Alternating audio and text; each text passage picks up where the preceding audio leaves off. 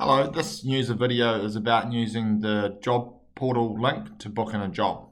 So I would have already assumed you've opened the link from this being provided to you by your TTM provider, and you're sitting on this page for the first time and you're going, oh, what's all this? So first things first, you have two options, and that is you are trying to get a quotation for a job, or the second option, which is generally the primary option while you've been using this link, is you're booking a job.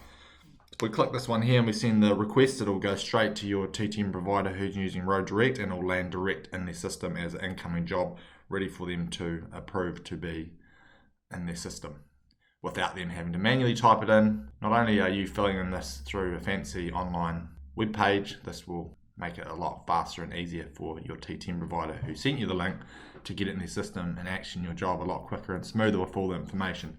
It's important to read all that blue information up the top there. The reason ultimately we're fetching all this is to have high quality planning, which means a good traffic management plan, which then the STMS knows what they're setting up, and also so you're not revisiting having to get variations or tweaks and getting reapproval. Like, get it right the first time. That's why we're fetching everything. Then ultimately we get it right for you and setting up the right traffic management and covering off all your risks and all the rest of it. It's a no-brainer.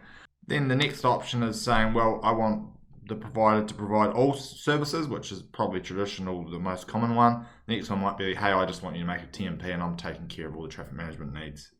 The last one's where you're doing a bit of a mixture of both. So generally it's the first or second one.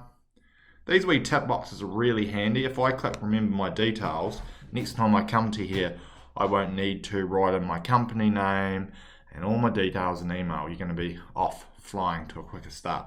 Also, if you click remember my work details, it will remember 3 fields, which I'll show you. Just scroll down. It'll remember the work activity, what you're doing. It'll remember what plant and equipment you use. And it will also remember the work activity risks, the risks that are present from the work that you do. So therefore, if you're doing the same thing all the time using the same gear, you can click that and you're not going to have to type in those 3 fields. It's important to note there's only a few mandatory fields and they'll flash up in red, and that's because we need to know who you are, and that's about it. There's no real other mandatory fields in there.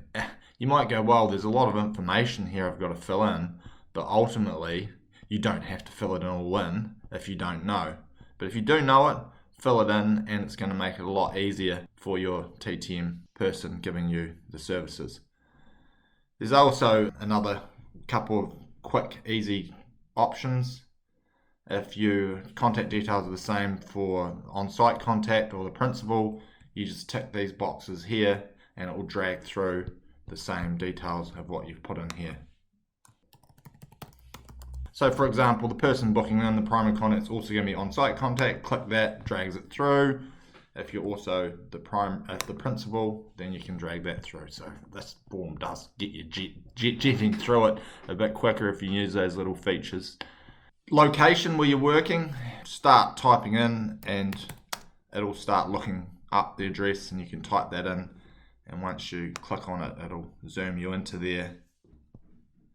And then of course you can zoom in and out, and you can map. You can map where you're working using this wee tool here. So if you're just working on one side of the road, you might map out this using the wee tool here, and that'll show you where you're working. Or you can use wee pin drops to say I'm working there, there, and there. What that'll do is, if you go down here, those different pin drops you can put reference to what each one of those are when you're talking to the TTM provider. It might be, test bit here, culvert here, excavation here, whatever it is. If there's only one location, there's only one location. So just fill in that there. The colours, work areas and the markers will relate to the colours you put up the top. Simple as. If you want to add more locations, you can. So if you've got a completely different location to this one, another one down the block, 4 streets, then you can add another location. Work activity, all of this stuff's pretty obvious. I'm not going to get into it. Because the industry's changing to the new NZ guide, which is very much a risk-based approach, we have gone and thrown in there a few extra things that are around the environmental risks, the TTM risks, and your risks.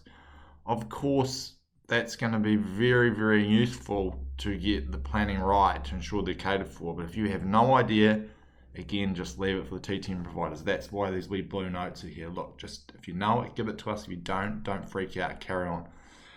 The wee blue boxes do expand, so if you're not seeing all the text, you can expand and collapse on any of those wee blue help information boxes. And work area, pretty self-explanatory. Where is your work going to be affecting? You can just tick these boxes.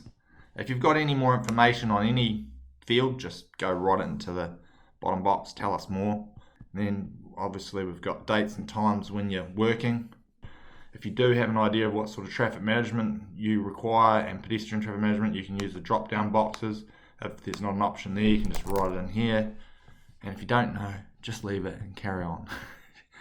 And then if you've got any attachments, like any risks or JSA or pictures of site or drawings you've got, just choose files and upload them from your computer and it'll come through with the application.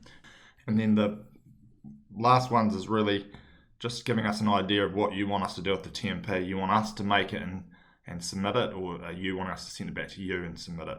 Yeah, and get to the bottom and tick the wee disclaimer. I'm not a robot, and then submit it, and Bob's your uncle. Thank you very much for watching.